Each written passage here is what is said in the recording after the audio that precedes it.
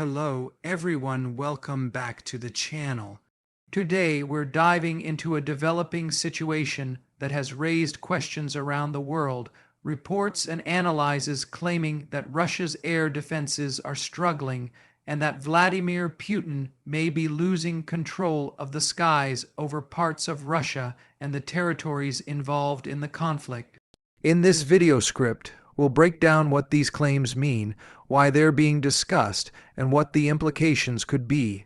As always, the goal here is to offer clear commentary and analysis based on publicly available information, not to present unverified claims as settled fact. Let's get into it. In recent months, analysts, journalists, and military observers have highlighted what appears to be an erosion in Russia's ability to protect its own airspace reliably.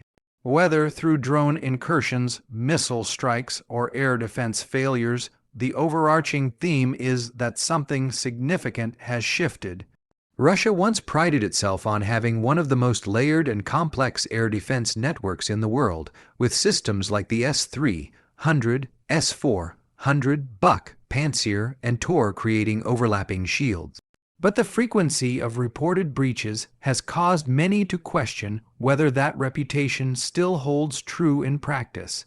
Before understanding the current situation, it's important to remember the historical context. Russia's air defense doctrine was built on the idea of preventing any surprise attack, especially after the painful memories of World War II. Decades were spent developing radar networks, early warning systems, and a mix of long, medium, and short-range interceptors. On paper, Russia's air defense was not just strong, it was often described as among the most capable anywhere. The expectation was that anything entering Russian airspace without permission would be detected and eliminated long before reaching a high-altitude target.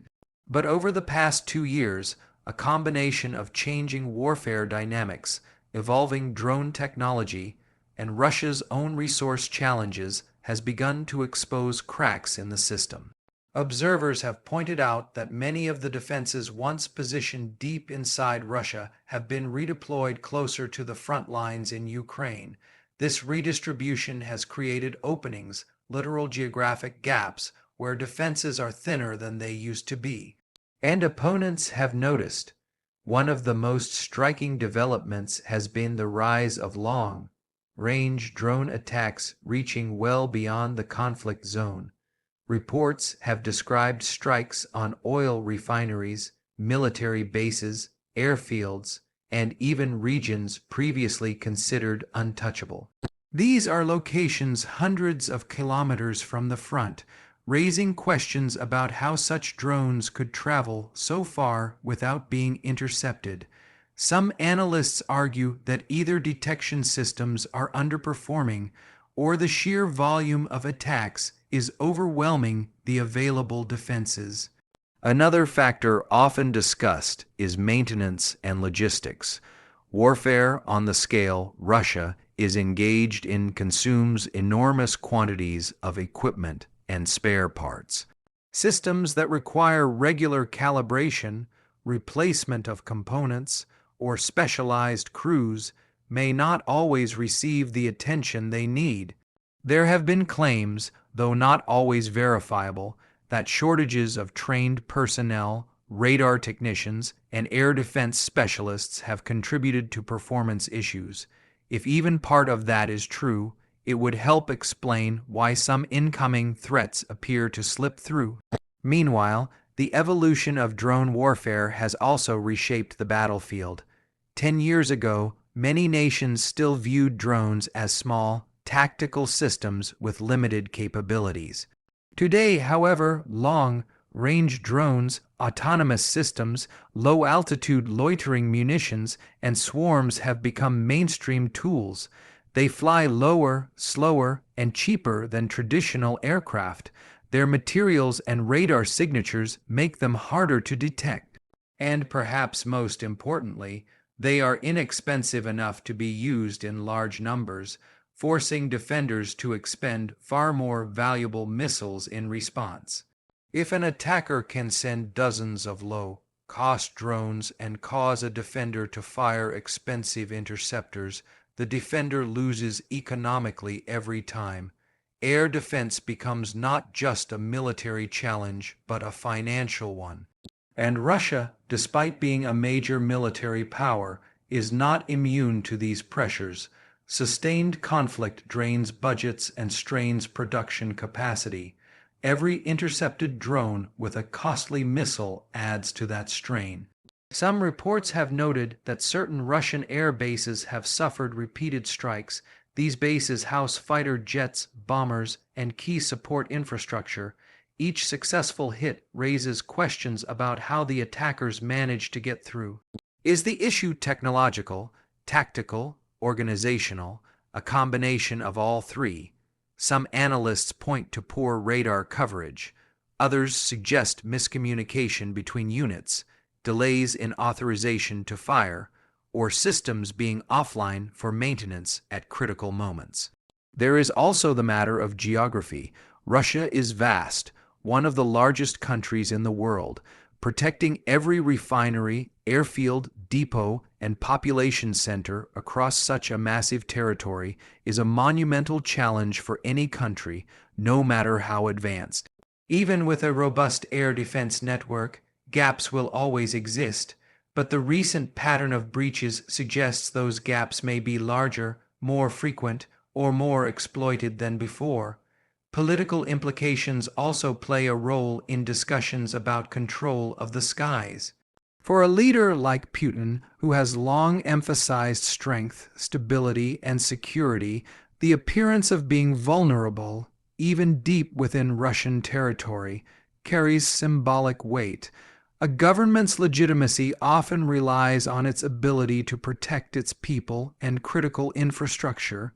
When that protection appears compromised, critics quickly use it as evidence of weakened leadership or strategic mismanagement. However, it's important to emphasize that much of this narrative is shaped by external analysis, not official Russian admissions. Russia rarely acknowledges air defense failures publicly. In many cases, the information comes from satellite imagery, eyewitness accounts, or footage posted online. This means the full picture is never completely clear, and observers must piece together events through limited data. As a result, while the trend of airspace breaches is widely reported, the degree of collapse, if it can be called, that remains debated. Another layer in this discussion involves Russia's internal command structure. Decisions about air defense responses often require approval from higher authorities, especially when intercepting unidentified objects. In fast-moving situations, delays can be costly. Some analysts argue that rigid hierarchy and slow communication channels create vulnerabilities. If operators need confirmation before firing, they may lose the small window of opportunity to intercept a threat. Then there's the question of technology itself. Modern warfare challenges even the most advanced systems. A drone the size of a suitcase flying low to the ground can be extremely difficult to detect with traditional radar. Electronic warfare, jamming, spoofing, or interfering with signals adds another layer of complexity. And attackers are continually adapting. If a defense system proves effective against one type of drone, attackers adjust their designs or tactics to bypass it. The result is a constant cat and mouse game, with defenders often reacting rather than anticipating. Some military experts suggest that Russia's systems are optimized for traditional aerial threats, fighter jets, cruise missiles, ballistic missiles, rather than the newer generation of small, slow, hard-to-spot drones. This misalignment means that even sophisticated systems may struggle because they weren't designed for the kinds of threats dominating modern conflict. Reconfiguring or redesigning an entire air defense network is a long and costly process, not something easily done during an ongoing war. The psychological impact of these breaches also shouldn't be underestimated. When explosions occur far from the front lines, civilians feel unsafe. industries face disruptions, the population begins to question whether the government's assurances of security hold true. Even if the physical damage is limited, the psychological and political damage can be far more significant. Rumors spread quickly, and perception can become as influential as reality. Some observers argue that these events reveal deeper structural weaknesses within the Russian military. They point to procurement issues, corruption, outdated equipment, and challenges in modernizing the force. While Russia has invested heavily in its military over the past 2 decades, modernization has not been uniform. Some units have cutting-edge systems, others work with older technology. These inconsistencies create vulnerabilities that opponents can exploit. At the same time, it's worth acknowledging that no air defense system is perfect. Every country, including the United States, Israel, or European nations, has experienced breaches. The difference is the frequency and scale, and in Russia's case, the current pattern has raised more questions than answers. Critics of Putin often use these incidents to argue that he is losing control, not just of the skies, but of the broader strategic picture.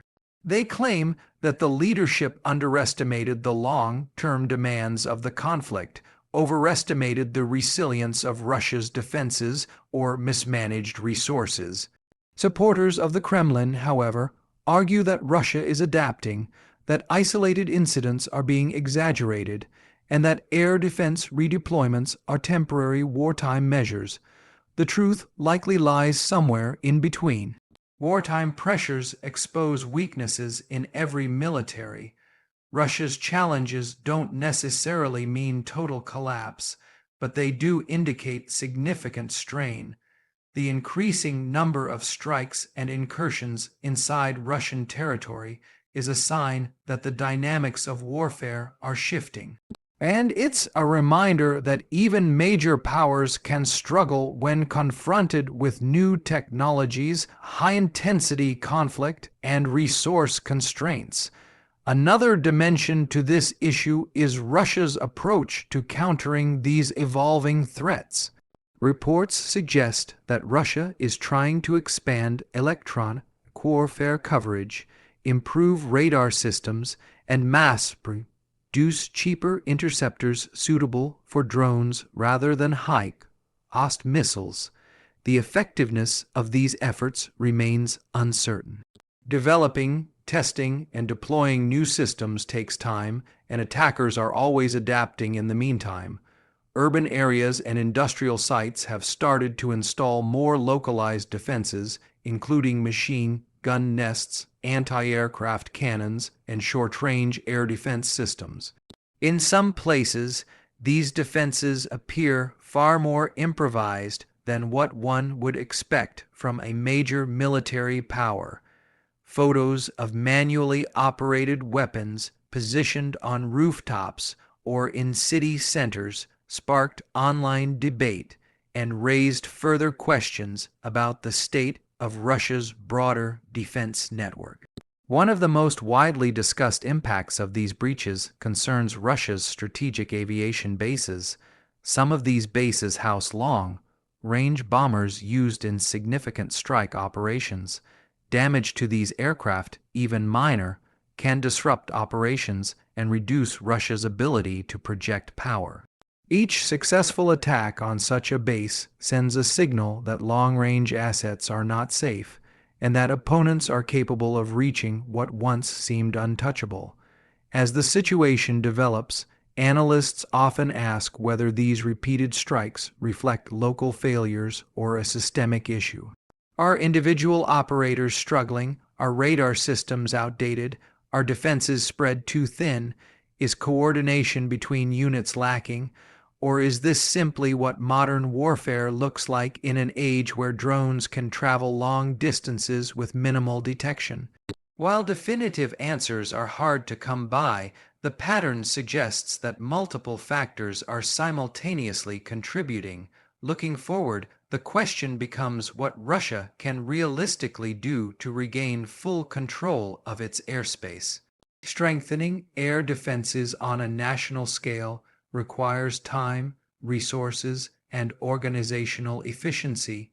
Developing cheaper interceptors, improving drone detection radar, expanding electronic warfare coverage, training additional personnel, and reorganizing command structures are all potential solutions. But implementing these measures during an active conflict is a challenge in itself. In the meantime, the narrative of a collapse in air defenses, whether overstated or accurate in certain regions, carries political consequences. Opponents of the Kremlin amplify these events to portray Putin as weakened or unable to protect the country. Supporters attempt to counter this by emphasizing Russia's resilience and military successes elsewhere. The battle over public perception becomes as important as the battle on the ground. One thing that is increasingly clear is that the skies over Russia are no longer uncontested. The idea of a perfectly sealed air defense shield has been replaced by a more complex and unpredictable reality. The conflict has introduced a new era of aerial threats, small, cheap, autonomous, and relentless. And adapting to this new era will test Russia's military structure, logistics, and leadership. Even as Russia continues to conduct its own aerial operations, the challenge of defending its vast territory remains enormous. With each new reported incident, questions about strategy and resource allocation intensify. Whether these challenges represent temporary wartime strain or deeper systemic problems is something analysts will continue to debate. What we can say for certain is that the situation underscores how modern warfare is evolving. Airspace once considered secure can be penetrated by inexpensive technology. High-cost systems can be overwhelmed by low-cost threats, and even major powers must adapt quickly or risk falling behind. As this story continues to unfold, we'll keep an eye on how Russia responds, whether through military reforms, technological adjustments, or strategic changes. For now, the combination of reported air defense failures and expanding drone warfare has created an environment where the question isn't just whether Russia can defend its skies, but whether any nation can fully protect itself in the face of rapidly evolving airborne threats. Thank you all for watching, and if you found this analysis useful, be sure to stay tuned for more.